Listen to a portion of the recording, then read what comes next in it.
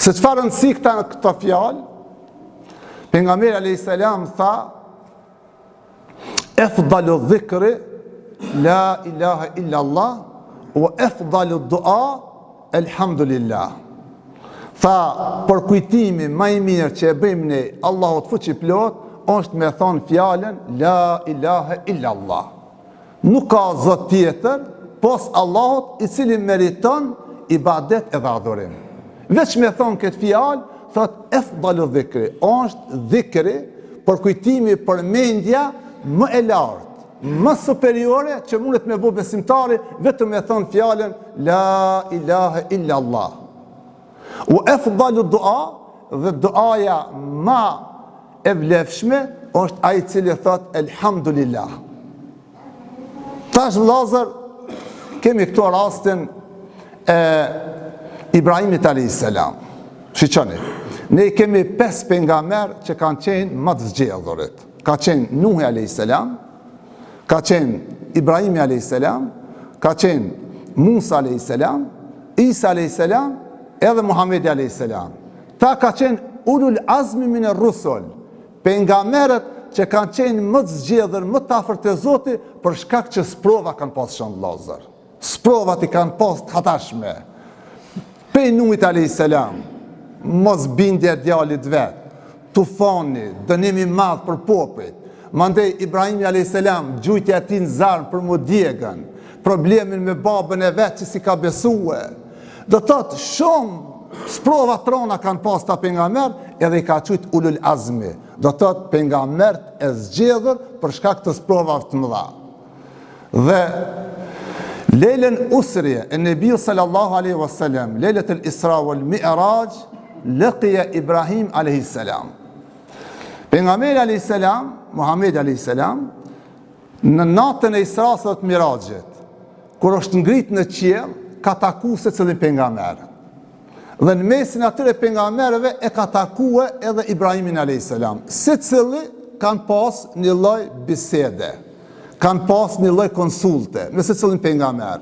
Allah ja ka mundsuar ashtu. Andaj ne do të thotë natën e Isras edhe të Mirajit, i dim që janë prej natëve të mëdha, për arsye se pejgamberi selam përveç asaj që është ngrit lart në qiell, edhe ju ka bë farz namazi, ka bisedu me pejgamberët. E në mesin e tyre ka qenë Ibrahimi alayhis salam, u taku në qiellin e 7. Në qiellin e 7, qiellin më të lartë vëllazër. Mas qiellit 7 veç vend xheneti. Ashtu është vëllazër, qiellit janë pal, mas qiellit 7 është xheneti. Po sa është xheneti, thot vetëm gjerësia e tij përfshin qiellin edhe tokën. A ka kush që e mat qiellin edhe tokën? S'ka kush që e mat.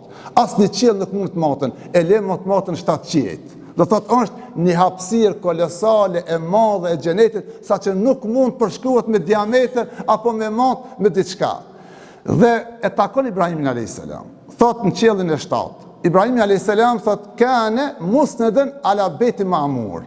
Ishte i pështetur te Beti Ma'mur.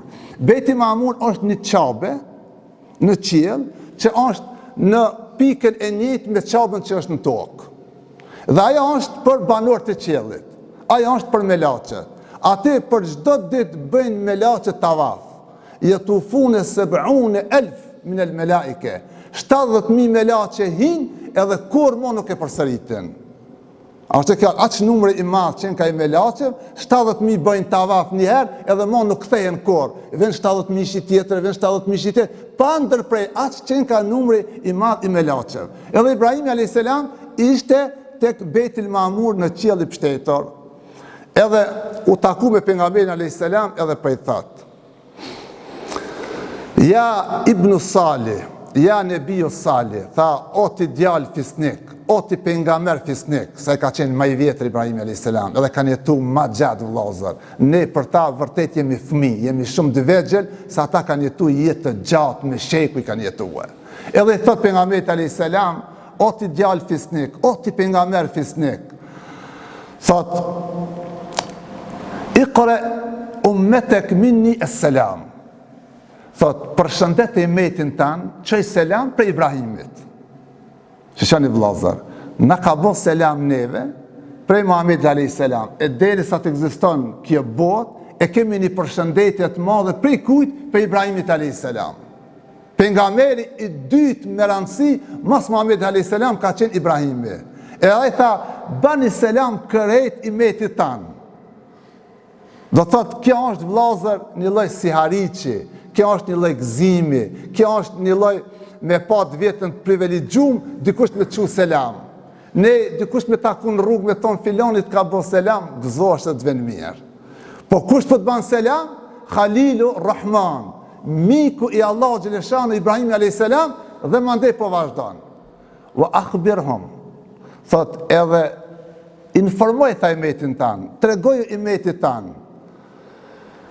Innel gjennete turbe tajjibe.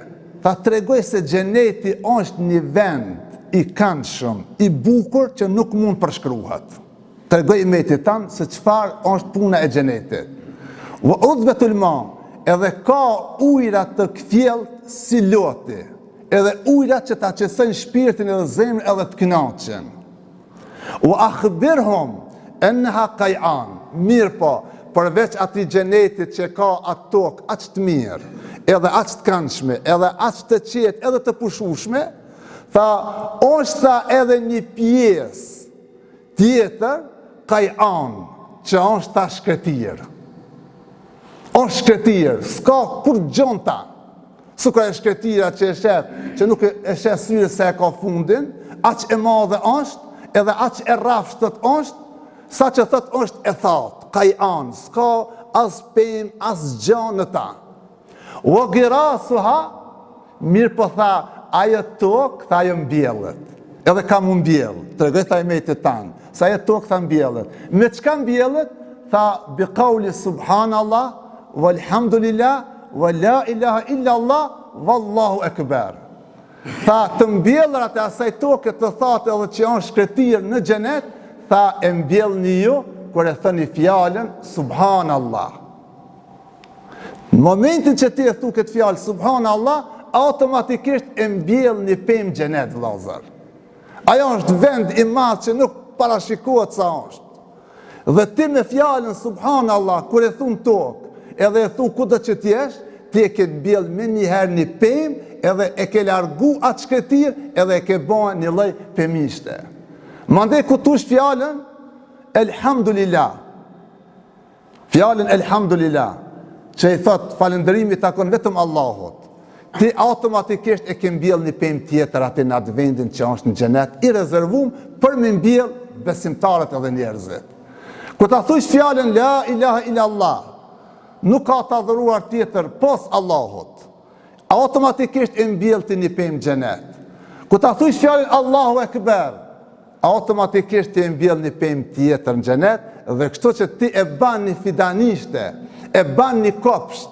Pra ta ne shpesh lutmi, o Zot, na stërhon kopshtet e tuja. Ato kopshte që ne i mbjellmi, me dhikrin ton, me përkujtimin ton, me fjalët e tona, ne i mbjellmi në xhenet, edhe i kemi garantum kur të kthehemi tek Allahu fuqiplot.